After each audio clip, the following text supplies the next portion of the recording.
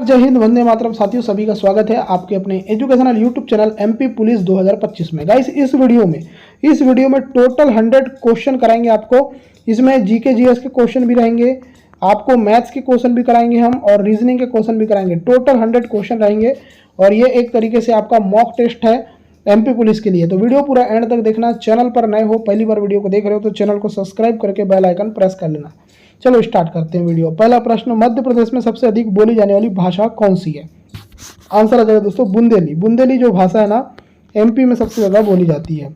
चलिए सेकंड प्रश्न आपकी स्क्रीन पर, कान्हा टाइगर रिजर्व किस राज्य में है? तो इसका जो आंसर आ जाएगा एमपी में। दोस्तों एमपी में बालाघाट जो जिला है ना, और जो मंडला जिला है उसके बीच में है। मंडला और बालाघाट जिला के बीच में है, और इसका जो एरिया है ना दोस्तों, ये 940 वर्ग किलोमीटर है। 1955 में इसकी स्थापना हुई थी। 1973 में इसको टाइगर रिजर्व घोषित किया, और यहाँ पर बारहसिंगा पाया जाता है, ब्रेडरी प्रजाति का, ये याद रखना। तो चलो थर्ड क्वेश्चन, मध्य प्रदेश की सबसे बड़ी जनजाति कौन सी है? तो आंसर आ जाएगा भील जनजाति। उसके बाद सेकंड नंबर पर आती है, जो सेकंड नंबर की जाति है उसका नाम है गोंड जनजाति। क्या नाम है? गोंड जनजाति। ठीक है, चलो आगे देखते हैं नेक्स्ट क्वेश्चन, मध्य प्रदेश का राजकीय खेल कौन सा है? दोस्तों इसका जो आंसर आ जाएगा मलखंभ, और इसको 2013 में एमपी का राजकीय खेल घोषित किया शिवराज सिंह चौहान ने। आगे देखिए क्वेश्चन नंबर 5, सांची का स्तूप किस जिले में स्थित है? दोस्तों इसका आंसर आ जाएगा, ये है सांची का स्तूप आपका रायसेन जिले में। दोस्तों ये यूनेस्को के विश्व विरासत सूची में शामिल है, और ये जो है ना 1989 में यूनेस्को की विश्व विरासत सूची में शामिल हुआ। आगे देखिए नेक्स्ट क्वेश्चन, मध्य प्रदेश का कौन सा शहर झीलों का शहर कहलाता है? दोस्तों इसका जो आंसर आ जाएगा भोपाल। भोपाल जो शहर है दोस्तों, उसको झीलों का शहर कहा जाता है। आगे देखिए नेक्स्ट क्वेश्चन 7वां, मध्य प्रदेश के प्रथम मुख्यमंत्री कौन थे? तो इसका जो आंसर आ जाएगा दोस्तों रविशंकर शुक्ला आंसर आ जाएगा। तो डी इसका राइट आंसर आएगा। वर्तमान में कौन है? मोहन यादव। कौन से नंबर के हैं? 19वें नंबर के। ठीक है, अगर आपको पूछा जाएगा राज्यपाल कौन है? मंगू भाई छगन भाई पटेल है। 8वां प्रश्न, मध्य प्रदेश के प्रथम राज्यपाल कौन थे? तो इनका आंसर नाम आ जाएगा डॉक्टर पट्टाभी सिद्धारमैया। तो आंसर आ जाएगा आपका बी आंसर। चलो आगे देखते हैं नेक्स्ट, मध्य प्रदेश में क्षेत्रफल की दृष्टि से सबसे बड़ा शहर कौन सा है? तो इसका जो आंसर आ जाएगा वो आ जाएगा इंदौर। तो बी इसका राइट आंसर आएगा। चलो आगे देखते हैं 10वां नंबर, मध्य प्रदेश की सीमा सर्वाधिक किस राज्य से लगती है? तो इसका जो आंसर आ जाएगा यूपी से लगती है। किससे लगती है? यूपी से। चलो आगे देखते हैं नेक्स्ट क्वेश्चन, क्वेश्चन नंबर 11 पूछा जा रहा है कि मध्य प्रदेश का सबसे कम लिंगानुपात वाला जिला कौन सा है? तो दोस्तों इसका जो आंसर आ जाएगा वो आ जाएगा भिंड। और सबसे ज्यादा कौन सा है? तो सबसे ज्यादा है बालाघाट। सबसे ज्यादा बालाघाट है, सबसे कम भिंड है। चलो आगे देखते हैं नेक्स्ट, क्षेत्रफल की दृष्टि से मध्य प्रदेश का भारत में कौन सा स्थान है? तो दोस्तों क्षेत्रफल की दृष्टि से सेकंड नंबर, जनसंख्या की दृष्टि से आपका 6वां नंबर। ठीक है, चलिए आगे देखिए 13वां नंबर, मध्य प्रदेश विधानसभा की कुल कितनी सीटें हैं? तो इसका आंसर आ जाएगा 230 सीटें हैं। चलिए आगे देखिए नेक्स्ट क्वेश्चन, हर 12 वर्ष में सिंहस्थ मेला कहाँ आयोजित किया जाता है? दोस्तों ये किया जाता है उज्जैन में। कहाँ किया जाता है? उज्जैन में। तो उज्जैन इसका राइट आंसर आएगा। चलो आगे देखते हैं, और आगे नेक्स्ट क्वेश्चन ये रहा, खजुराहो के मंदिर किस वंश के शासकों ने बनवाए थे? तो दोस्तों इसका आंसर आ जाएगा चंदेल वंश के शासकों ने। तो आंसर आ जाएगा आपका ए आंसर। चलिए आगे देखते हैं नेक्स्ट प्रश्न, और नेक्स्ट प्रश्न ये रहा 16, घरेलू अपशिष्ट से किस प्रकार का अपशिष्ट बनता है? दोस्तों जो घरेलू अपशिष्ट होता है ना, उससे किस प्रकार का अपशिष्ट बनता है, ये प्रश्न आपसे पूछा जा रहा है। ठीक है, चलो इसका आंसर क्या आएगा? तो इससे घरेलू अपशिष्ट ही बनता है। आगे देखिए नेक्स्ट, मिट्टी द्वारा पौधों को कौन सा गैस प्राप्त होता है? तो दोस्तों इसका आंसर आ जाएगा ऑक्सीजन। मिट्टी द्वारा पौधों को कौन सा गैस प्राप्त होता है? तो ये ऑक्सीजन मिलता है। तो आंसर आ जाएगा सी। आगे देखिए 18, एंजाइम कितने प्रकार के बंध तोड़ सकते हैं? तो एंजाइम दोस्तों तोड़ सकते हैं 3 प्रकार के। 3 इसका राइट आंसर आएगा। आगे देखिए 19, भारत का पहला एल्युमिनियम कारखाना कहाँ स्थापित हुआ था? तो इसका आंसर क्या आएगा? तो इसका आंसर आ जाएगा मैसूर में। तो आंसर आ जाएगा सी आंसर। आगे देखिए 20 प्रश्न, शुद्ध ऑक्सीजन के स्थान पर श्वसन के लिए कौन सी गैस आवश्यक नहीं है? नहीं है पूछा है, तो इसका आंसर आ जाएगा नाइट्रोजन आवश्यक नहीं है। 21, पक्षी किस प्रकार का उत्सर्जन पदार्थ निकालते हैं? तो दोस्तों पक्षी निकालते हैं यूरिक अम्ल। तो आंसर आ जाएगा बी आंसर। आगे देखिए 22, बल क्या होगा यदि 6 वोल्ट है और 0.6 एम्पियर है? तो दोस्तों बल इसमें निकालना है, पावर निकालना है, पावर मतलब वाट निकालना है। तो इसमें वोल्टेज और करंट का गुणा कर दो, करोगे तो क्या आ जाएगा? 6 का गुणा 0.6 से कर दो, तो आ जाएगा आपका 36। पॉइंट लगेगा तो 3.6 आंसर आएगा। ठीक है, समझ गए, बहुत आसान प्रश्न है। आगे देखो 23, यदि किसी चालक में 12 वोल्ट वोल्टेज प्रभावित हो की जाती है और प्रतिरोध 4 गुना कर दिया जाता है, तो देखो जब भी प्रतिरोध 4 गुना करेगा ना तो आपका जो करंट है वो भी क्या होगा, 1/4 हो जाएगा। अब कैसे होगा, देखो V इजिकल टू क्या होता है, IR होता है। अगर बोल रहा है रजिस्टेंस आपको क्या करेगा, 4R करेगा, तो ये आपका 1/4R हो जाएगा, क्योंकि ये बट्टे में चले जाता है। ठीक है, तो 1/4R आंसर आएगा। चलो 24 देखो, भारी व्यायाम के दौरान मांसपेशियों में दर्द किसके कारण होता है, तो आपको पता होना चाहिए लैक्टिक अम्ल की वजह से होता है। आंसर आ जाएगा ए आंसर। आगे देखिए 25 नंबर का, स्थायी गर्भ निरोधक के लिए स्त्रियों पर की जाने वाली स्थायी गर्भ निरोधक के लिए स्त्रियों पर की जाने वाली शल्य क्रिया क्या कहलाती है। बहुत ही इंपॉर्टेंट प्रश्न है, इसका जो आंसर आएगा वो क्या आएगा, इसको बोलते हैं दोस्तों ट्यूबेक्टोमी। आगे देखिए 30, टाइफाइड का कारण बनने वाला जीवाणु कौन सा है। बहुत ही बढ़िया प्रश्न है, तो इसका आंसर आ जाएगा साल्मोनेला टाइफी। आगे देखिए 27, रक्त का नीला रंग किस धातु की उपस्थिति के कारण होता है। दोस्तों रक्त का नीला रंग किस धातु की उपस्थिति के कारण होता है, तो इसका आंसर आ जाएगा तांबा। तांबा इसका राइट आंसर आ जाएगा।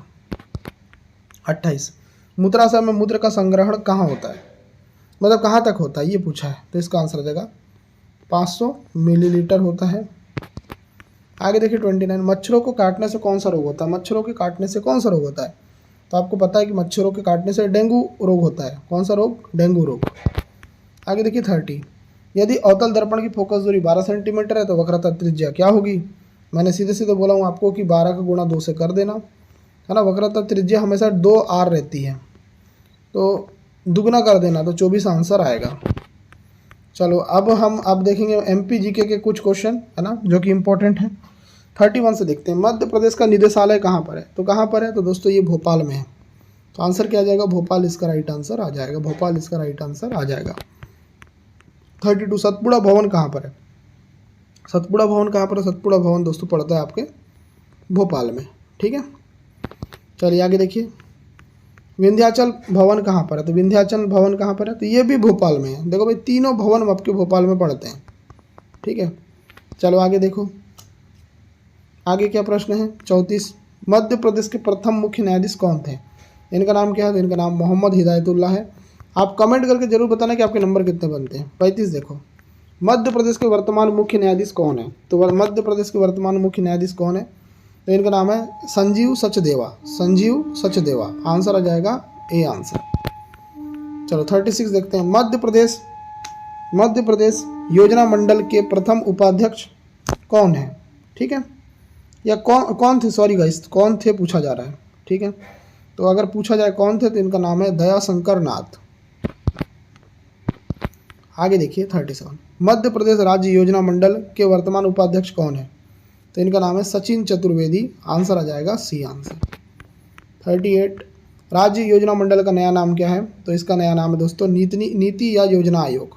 तो आंसर आ जाएगा ए। 39, मध्य प्रदेश में सर्वाधिक समय तक राज्यपाल कौन रहे, तो इनका नाम क्या था दोस्तों, इनका नाम है हरि विनायक पाटस्कर। तो आंसर आ जाएगा ए आंसर। 40 देखो, मध्य प्रदेश में सबसे कम समय तक राज्यपाल कौन रहा है, सबसे कम समय तक रहे दोस्तों JP सिंह। GP सिंह बोलोगे तो बी आंसर आ जाएगा। आगे देखो नेक्स्ट प्रश्न 41, सबसे अधिक समय तक विधानसभा अध्यक्ष कौन रहे, तो इनका नाम है दोस्तों कुंजीलाल दुबे। तो आंसर आ जाएगा आपका सी आंसर। 42, मध्य प्रदेश के वर्तमान विधानसभा अध्यक्ष कौन है, तो इनका नाम है दोस्तों नरेंद्र सिंह तोमर। आगे देखिए 43, सर्वाधिक समय तक विधानसभा के उपाध्यक्ष कौन रहे, तो इनका नाम क्या है, तो इनका नाम है दोस्तों भैरवलाल पाटीदार। भैरवलाल पाटीदार। ठीक है, याद रखना। आगे देखो 44 क्वेश्चन ये पूछा जा रहा है कि प्रशासनिक दृष्टि से सर्वोच्च मुख्य पद कौन सा है। ये अगर प्रश्न पूछा जाए तो इसका आंसर आ जाएगा मुख्य सचिव का। तो आंसर आ जाएगा सी। आगे देखिए नेक्स्ट, मध्य प्रदेश के वर्तमान मुख्य सचिव कौन है, तो वर्तमान मुख्य सचिव MP के कौन है, तो इनका नाम है अनुराग जैन। चलिए आगे देखिए 46, मानव अधिकार आयोग के प्रथम अध्यक्ष कौन थे, तो कौन थे दोस्तों, तो इनका नाम है DM धर्म अधिकारी। क्या नाम है इनका, DM धर्म अधिकारी इनका नाम है। आगे देखो 47, वर्तमान मानवाधिकार आयोग के अध्यक्ष कौन है? तो दोस्तों कौन है, इनका नाम क्या है? राजीव टंडन नाम है। आंसर आ जाएगा बी आंसर। 48, मानव अधिकार आयोग के अध्यक्ष सदस्य की नियुक्ति कौन करता है? तो कौन करता है बताइए? बहुत ही प्यारा प्रश्न है। तो इसका आंसर क्या आएगा? तो इसका जो आंसर आएगा वो आएगा राज्यपाल करता है। तो आंसर आ जाएगा सी आंसर, राज्यपाल इसका राइट आंसर आ जाएगा। राज्यपाल इसका राइट आंसर आ जाएगा। 49, मध्य प्रदेश उच्च न्यायालय की प्रथम महिला न्यायाधीश कौन थी? इनका नाम क्या है? तो दोस्तों इनका नाम है सरोजिनी सक्सेना। आंसर आ जाएगा ए। 50, लोकायुक्त की स्थापना की सिफारिश किस आयोग ने की थी? तो इस आयोग का नाम क्या है? तो इस आयोग का नाम है दोस्तों प्रशासनिक सुधार आयोग 1966। प्रशासनिक सुधार आयोग 1966 इसका राइट आंसर आएगा। चलो आगे देख लेते हैं। और आगे है 51 प्रश्न, ये रहा। मध्य प्रदेश के प्रथम लोकायुक्त कौन थे? तो इनका नाम क्या है? तो इनका नाम है दोस्तों पीवी दीक्षित। तो आंसर आ जाएगा आपका बी आंसर। आगे देखिए 52, वर्तमान लोकायुक्त कौन है? तो वर्तमान कौन है? तो इनका नाम है सत्येंद्र कुमार सिंह। तो आंसर आ जाएगा सी आंसर। 53, लोकायुक्त का वेतन भत्ता किसके समान है? तो दोस्तों यह उच्च न्यायालय के न्यायाधीश के समान। तो आंसर आ जाएगा आपका बी आंसर। चलो नेक्स्ट 54, लोकायुक्त अपनी रिपोर्ट किसको देता है?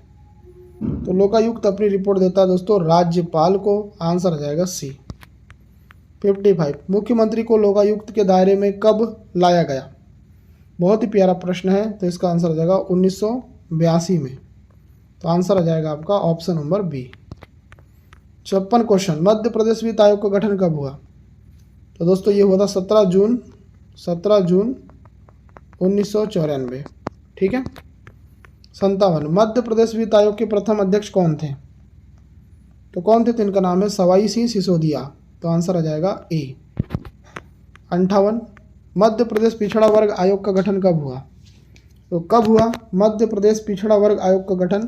तो इसका जो आंसर आएगा मित्रों याद रखना 1993 में, और वैधानिक रूप से ये आया सामने 1996 में। ऑप्शन नंबर बी इसका राइट आंसर आएगा। आगे देखिए 59 नंबर का प्रश्न, मध्य प्रदेश पिछड़ा वर्ग आयोग के वर्तमान अध्यक्ष कौन है? तो वर्तमान अध्यक्ष का नाम क्या है? तो इनका नाम है रामकृष्ण कुसुमरिया। रामकृष्ण कुसुमरिया इनका नाम है वर्तमान में। 60, मध्य प्रदेश और छत्तीसगढ़ के शासकीय सेवकों के विभाजन के लिए किस समिति का गठन हुआ? तो इस समिति का नाम क्या था? इसका नाम है लोहानी समिति। आंसर आ जाएगा बी आंसर। तो अब हम मैथ्स के प्रश्न देखेंगे। तो देखो 60 प्रश्न मैंने करा दिया। मैथ्स के प्रश्न देखो, औसत का ये प्रश्न है, इसमें निकालने बोल रहा है 10, 20, 30, 40 और 50 का औसत निकालने बोल रहा है। औसत कैसे निकालते हैं? सबको जोड़ दो। तो 10 को जोड़ दिए, 20 को जोड़ दिए, 30 को जोड़ दिए, 40 को जोड़ दिए और ये 50 को जोड़ दिए। इनको आपस में जोड़ दो और जितने हैं देखो 1 नंबर, 2 नंबर, 3, 4, 5 जितने बार ये आए हैं उनको भाग दे दो। सॉल्व करोगे तो देखो 30 और 20 हो गया 50 और 60, 60 और 40 हो गया आपका 100, 100 और 50 हो गया 150, 150 डिवाइडेड बाय 5 क्या हो जाएगा? 5 का 5, 5 3 15, 30 आंसर आ जाएगा। 30 इसका औसत आ जाएगा। औसत ऐसे निकालते हैं। ठीक है। चलो तो ये पहला प्रश्न था। दूसरा प्रश्न देखो, दूसरा प्रश्न भी कुछ इसी टाइप का है ना। चलो इसको फटाफट करो, इसको भी सही कर लेना। देखो अभी आपको डिफिकल्ट प्रश्न भी मिलेगा। ठीक है, ये भी आसान है आपका। इसमें भी औसत निकालना है। कैसे निकालोगे? 60 + 70 + 80 + 90 डिवाइडेड बाय 4 सॉल्व करो। तो 60 और 70 को अगर आप जोड़ोगे तो 130 होता है, और उसमें फिर 80 जोड़ोगे तो 210 होता है, फिर उसमें 90 जोड़ोगे तो क्या होता है? 300 होता है, और डिवाइडेड बाय 4, 4 7 28 बचा 2, 4 5 20, 75 आंसर आएगा। तो यहाँ पर आप 75 आंसर लगा देंगे। ठीक है। चलो आगे करते हैं। आगे है आपका 3rd नंबर का प्रश्न है। A अनुपात B का मान 2:3 दिया है और B अनुपात C का मान 4:5 दिया है। तो आपको A अनुपात B अनुपात C निकालना है। ऐसे प्रश्न में कैसे करोगे? देखो पहले तो इसको लिख लो, A अनुपात B और दिया है B अनुपात C। तो हमको B को कॉमन करना पड़ेगा। ठीक है, तभी ये बनेगा हमारा A अनुपात B अनुपात C। अब अनुपात को हटा दिए, अब संख्या रखते हैं। तो 2:3 था और यहाँ पर 4:5। अब इसको हमको कॉमन करना है। किसको? 3 और 4 को। तो इसमें कर देते हैं अपन किसका गुणा? इसमें कर देते हैं 4 का गुणा और इसमें कर देते हैं 3 का गुणा। जब ये कॉमन हो जाएगा देखो कैसे होगा, 4 दूनी 8, ये हो जाएगा 12, ठीक है। नीचे हो जाएगा 4 तिया 12, ये 12 हो जाएगा, और ये हो गया 5 तिया 15। मतलब 12 करने के लिए हमने पहले सामने वाले में 4 का गुणा किया और पीछे वाले में 3 का गुणा किया, तो ये हमारा बन गया 8:12:15। तो यही आपका राइट आंसर आएगा। किस में दिया है? Option number A. ठीक है, समझ गए। चलो बहुत बढ़िया, आगे देखो चौथा देखो। दो संख्याओं का अनुपात 3:5 है, उनका योग 64 है। बड़ी संख्या क्या होगी? कुछ नहीं करना है, चलो इसको सॉल्व करना। देखो इन दोनों का अनुपात दिया है, तो इन दोनों का योग कितना हो जाएगा? 8। उनका योग कितना दिया है? 8 का मान 64 दिया है, तो 1 का मान निकालो तो 8 आएगा। जब 1 का मान आपको पता है कि 8 है, तो बड़ी संख्या कौन सी होगी? 3 और 5 में कौन सी होगी? 5 होगी। तो 5 का गुणा आप 8 से कर लो, तो 8 पंच हो गया 40। तो आंसर क्या आ जाएगा? 40। ठीक है, समझ गए। चलो आगे देखो, पाँचवा सरलीकरण करना है इस प्रश्न में। 25 का गुणा 8 दिया है, भागित दिया है 5 का गुणा 2। सॉल्व करेंगे। 25 का गुणा अगर आप 8 से करोगे तो कितना आता है? 200 आता है। 200 आता है, ठीक है। और इसका गुणा अगर 5 का गुणा आप किससे करोगे? 2 से करोगे, कितना आता है? 10 आता है। दोनों के आपस में क्या करना है? भाग करना है। तो 200 डिवाइडेड बाय 10, तो ये आ जाएगा आपका 20 आंसर। तो ये वाला आंसर आपका आ जाएगा। चलो आगे देख लेते हैं, छठवां नंबर। सरलीकरण का ही प्रश्न है। 45 डिवाइडेड बाय 9 लिखा है। तो देखो 45 divided by 9 into 12 divided by 3। Solve करेंगे। 9 5 45, ठीक है। 3 4 12, 4 गुणा 5 कितना आ जाएगा? 20 आंसर आ जाएगा। तो 20 आंसर राइट आएगा। चलो आगे देखो, अरे 20 आंसर आएगा, ठीक है। चलो आगे देखो, ऑप्शन यहाँ गलत हो सकते हैं, ठीक है। चलो याला देखो, एक वस्तु को 500 रुपये में खरीदा, 600 रुपये में बेचा, लाभ % बताना है। खरीदा कितने में? 500 में। बेचा कितने में? 600 में। लाभ कितना हुआ? 100 का। कितने में लाभ हुआ? 500 में। डिवाइडेड इंटू 100 कर दोगे, तो ये 0 से 0 कैंसिल, 5 से 100 काटोगे, 5 दूनी 10, 0। 20% का लाभ हुआ, तो आंसर आ जाएगा 20%। ठीक है, समझ गए। चलो आगे देखो, चलो याला क्वेश्चन करो। एक वस्तु 800 रुपये में बेची गई, मतलब एसपी का मान दिया हुआ है, सेलिंग प्राइस का मान कितना दिया हुआ है? 800। जिस पर 125% लाभ, मतलब जिस पर कितना हुआ? 25% लाभ हुआ। मतलब ये 125% का मान आपको पता है कितना है? 800 है। तो आपको 100% का मान निकालना है, मतलब क्रय मूल्य निकालना जब भी रहेगा ना, तो 100% का मान निकालना है। ठीक है, तो देखो अब निकालोगे तो 800 का गुणा कर दो 100 से, डिवाइडेड बाय 125। 25 से काटोगे तो 5 बार कटेगा, 25 से काटोगे 4 बार कटेगा, 5 से 100 काटोगे तो 5 का 5, 5 छक 30 और 0, तो 160 का गुणा अगर आप 4 से करोगे तो कितना आएगा? 16 दूनी 32, 64 आएगा, 640। ठीक है, तो 640 इसका राइट आंसर आ जाएगा। चलो नौवा देखो, 200 का 15% कितना होगा? तो हम करते हैं 200 का 15%। 200 दिया है, उसका 15% करते हैं, तो सॉल्व करते हैं। ये 0 से ये 0 कैंसिल, ये 0 से ये 0 कैंसिल, 15 दूनी 30, आंसर आ जाएगा 30। चलो 10वां देखो, एक छात्र ने 600 अंक में से 450 अंक प्राप्त किए, उसका प्रतिशत कितना है? देखो भाई, टोटल कितने अंक थे? 600, प्राप्त कितना किया? 450। परसेंटेज निकालना, इंटू 100 कर दो। ये 0 से ये 0 कैंसिल, ये 0 से ये 0 कैंसिल, 6 से इसको काटोगे, 6 7 42, बचेगा कितना? 3, 6 पंचे 30, तो 75% इसका राइट आंसर आ जाएगा। ठीक है, क्लियर है? बहुत बढ़िया, बिल्कुल सही आंसर है आपका। चलो आगे देख लेते हैं। आगे देखो, औसत, ये वाला प्रश्न भी औसत वाला है। देखो कैसे, 5 संख्याओं का औसत 28 दिया है, तो आपको 4 संख्याओं का पता है। देखो कैसे करोगे, एक संख्या को x मान लो, बाकी संख्या आपके पास दी है 25, 30, 27 और 26, और इसमें डिवाइड करोगे 5 से, और इसका मान दिया है 28। अब इसको सॉल्व करना है आपको। सॉल्व करो, ऊपर वाले को जोड़ दो। ठीक है, तो ऊपर वाले को जोड़ते हैं अपन, क्या बनेगा देखो, पहले 28 को गुणा 5 से कर दो, कितना आ जाएगा यार, 8 पंच 40 की शून्य, हाथ किया जाएगा 4, 5 दूनी 10 और 4 14, 140 ये आ गया।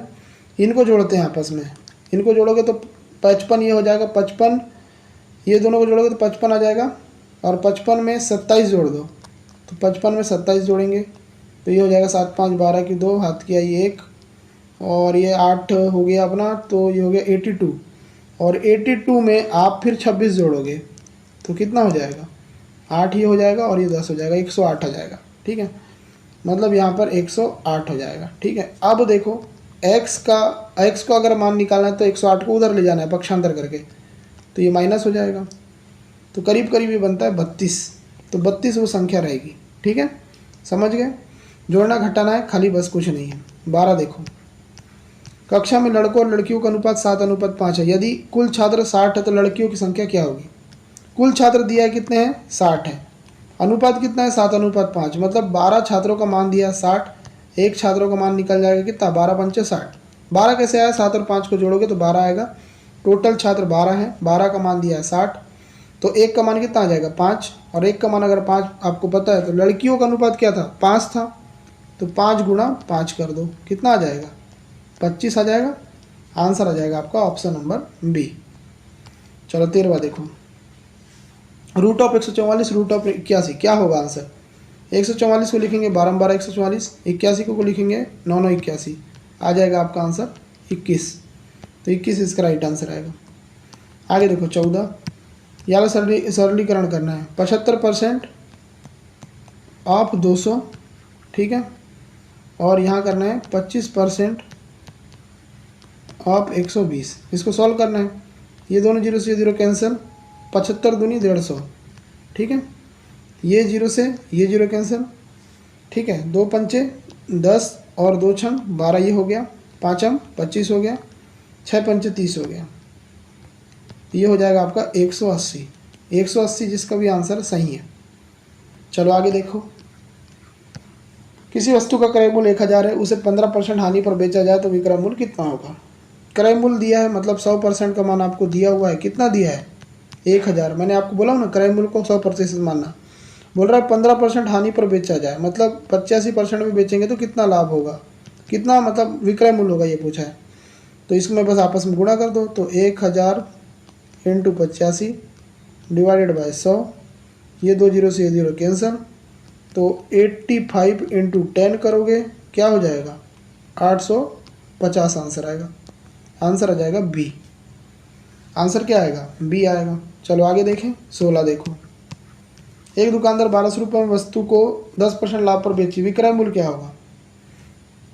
एक दुकानदार है 1200 रुपये की वस्तु को 10% लाभ पर बेचा, बेचा मतलब 110% का मान आपको पता है कितना है, हाँ एक मिनट ना, आपको ये पूछा जा रहा है कि 1200 की कोई वस्तु थी, मतलब ये क्रय मूल्य का मान है, मतलब सीपी का मान हमको दिया हुआ है, कितना दिया है 1200 दिया है, मतलब हमको 100% का मान पता है कितना है 1200, तो आपको बोल रहा है 10% लाभ पर बेचेगा तो विक्रय मूल्य क्या होगा, मतलब 110 का मान निकालना है, ठीक है, तो एक हो जाएगा 1200 इंटू 110 डिवाइडेड बाय 100, इसको सॉल्व करो, ये जीरो से जीरो कैंसिल, जीरो से जीरो कैंसिल, 12 का गुणा अगर आप 110 से करोगे क्या आंसर आएगा बताओ, तो 12 का गुणा अगर आप 110 से करोगे तो आपका जो आंसर आएगा 1320 आएगा, तो ये आंसर आ जाएगा आपका ऑप्शन नंबर सी। चलो आगे देखो 17, एक वस्तु की कीमत पहले 20% बढ़ाई गई फिर 20% घटाई गई तो कुल परिवर्तन कितना होगा परसेंटेज में। देखो जब भी ऐसा किया जाएगा तो कुछ नहीं करना है, ये वाला फार्मूला लगाना, A plus minus B plus minus A into B और 100, यहाँ पर भी प्लस माइनस रहेगा, ठीक है, प्लस माइनस का मतलब बढ़ाएगा तो प्लस करना, घटाएगा तो माइनस करना। चलो इसको करते हैं, देखो सॉल्व, 20% बढ़ाए मतलब प्लस किए, ठीक है, घटाए मतलब 20 किए, और यहाँ पर माइनस हो जाएगा, प्लस माइनस को गुणा होगा तो, है ना, और यहाँ पर 20 गुणा 20 हो जाएगा डिवाइडेड बाय 100 हो जाएगा। सॉल्व करो, ये से इससे तो ये कैंसिल हो जाएगा, ये जीरो से ये जीरो, ये जीरो से ये जीरो, मतलब -4 आएगा, माइनस मतलब कमी मतलब हानि, तो ये आ जाएगा -4% हानि। आगे देखो 18 देखो, किसी संख्या का 40% 120 है, वह संख्या क्या होगी। देखो आपको 40% का मान दिया हुआ है। कितना दिया है? 120 दिया है ना। 100% का मान निकालना है, क्योंकि वो संख्या जो है वो कंप्लीट है। तो 100% का मान निकालना है, तो 120 इंटू 100 डिवाइडेड बाई 40। 40 से 100 काटोगे तो 4 तिये 12, 30 बार कटेगा तो ये आ जाएगा आपका 300 आ जाएगा। 3 बार कटेगा यार, सॉरी, है ना, 300 आंसर आएगा। चलो आगे देखो, यदि दो संख्याओं का अनुपात 4:5 है तो उसका अंतर, देखो अनुपात इतना दिया और अंतर का मान दिया 39। तो ये देखो आपको पता है कि 4 और 7 है, तो इसका अंतर कितना आ जाएगा? 3 का मान आपको 39 दिया है, ठीक है। तो 1 का मान कितना आ जाएगा? 3 का 3, 3 3 का 9, मतलब 1 का मान 13 है। आपको बोल रहा है बड़ी संख्या कौन सी होगी, तो 7 होगी बड़ी संख्या। तो 7 गुणा 13, 13 7 कितना होता है? हाँ, 13 13 5 65, 13 देखो, हाँ 13 13 ही आएगा ना। 3 का 3, 3 3 का 9, 13 आएगा, ठीक है। तो यार 13 7 91 होता है ना, तो 13 91 यहाँ पर आंसर आना चाहिए यार। 13 7 91, 63 आ रहा है, तो ये गलत हो गया ना। 13 7 91 आएगा, 91 आंसर आएगा इसका, यहाँ ऑप्शन गलत है। चलिए क्वेश्चन नंबर 20 देखिए। 20 में क्या लिखा है कि 20 छात्रों की औसत आयु, ठीक है। फिर बोल रहा है कि इसमें शिक्षक की आयु जोड़ दी जाए तो 16 वर्ष आयु हो जाती है। कुछ नहीं, सिंपल प्रश्न है। 20 की कितनी है? 20 गुणा 15 करो तो टोटल छात्र निकल जाएंगे, तो ये 300 होता है, ठीक है। उसी प्रकार बोल रहा है कि शिक्षक को मिला दोगे तो वो 21 हो जाएगा। आयु कितनी हो जाएगी? 16 हो जाएगी। तो कितनी हो जाएगी? 336 हो जाएगा। तो भाई पहले 300 आयु थी, अभी 336 हो गई, तो इसको आपस में माइनस करोगे तो 36 का फर्क आ रहा है, मतलब 36 वर्ष आपके शिक्षक की आयु होगी, ठीक है। सिंपल प्रश्न है। तो गाइस ये हो गए हमारे मैथ्स के प्रश्न। अब हम रीजनिंग के प्रश्न करेंगे, तो रीजनिंग के प्रश्न करते हैं। चलो देखो क्या दिया, पुस्तक का संबंध है पढ़ने से, तो भोजन का संबंध किससे आएगा? बताइए, भोजन का संबंध किससे आएगा? तो ये प्रश्न आसान है, इसका संबंध आ जाएगा खाने से, तो आंसर आ जाएगा खाना। चलिए नेक्स्ट प्रश्न देखिए, या गंगा यमुना नर्मदा और हिमालय में से आपका भिन्न कौन सा है? तो आप बोलोगे सर भिन्न आपका आ जाएगा डी आंसर, हिमालय।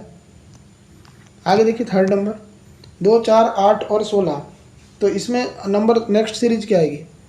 देखो यहाँ पर क्या आएगा, 2 का फर्क है, फिर कितने का फर्क है? 4 का फर्क है, फिर कितने का फर्क है? 8 का फर्क है, मतलब अगला 16 का फर्क आ जाएगा, क्योंकि 2 2 का गुणा करते जा रहा है ना। 2 दूनी 4, 4 दूनी 8, 8 दूनी 16, 16 दूनी 32, ऐसा हुआ है सीरीज, तो 32 इसका राइट आंसर आ जाएगा। चलो आगे देखो चौथा, कैट का संबंध डीबीयू से है, तो डीओजी का संबंध कैसे होगा? क्या रीजनिंग है इसमें? सी के आगे नेक्स्ट आता है डी, ए के आता है आगे आता है बी, यू के आगे आता है टी, के आगे आता है यू। इसी में करो, देखो डी के आगे क्या आता है? ई आता है, ओ के आगे क्या आता है? पी आता है, जी के आगे क्या आता है? एच आता है, तो ई पी एच इसका राइट आंसर आएगा, बी आंसर। आगे देखो पांचवा, राहुल ने मोहन से कहा कि वह मेरी माँ का बेटा है। राहुल है, मोहन से क्या कहा? वह मतलब मोहन जो है मेरी माँ का बेटा है। मेरी माँ का बेटा मतलब भाई होगा वो, ऑब्वियस बात है, ठीक है, इसमें कोई दिमाग नहीं लगाना। नेक्स्ट देखो, एक आदमी उत्तर की ओर 5 किलोमीटर चला, ये आदमी बना लिया, उत्तर की ओर 5 किलोमीटर चला दिया, फिर दाएं मुड़कर 3 किलोमीटर चला दिया, ठीक है। तो किस दिशा में है? तो वह अब किस दिशा में है? तो अभी तो वो देखो यार, वो दिशा उसकी ना उत्तर पूर्व आ जाएगी, उत्तर पूर्व दिशा, क्योंकि यहाँ से अगर देखेंगे तो ये दिशा उसकी उत्तर पूर्व पड़ेगी। यहाँ ऑप्शन में दिया है, ऑप्शन में नहीं दिया है, उत्तर पूर्व आंसर आएगा। सातवां, 5 + 3 × 2। अब इसमें क्या करोगे? पहले गुणा करोगे, तो इन दोनों को आपस में गुणा करोगे तो 6 आएगा, और +5 करोगे तो कितना आ जाएगा? 11।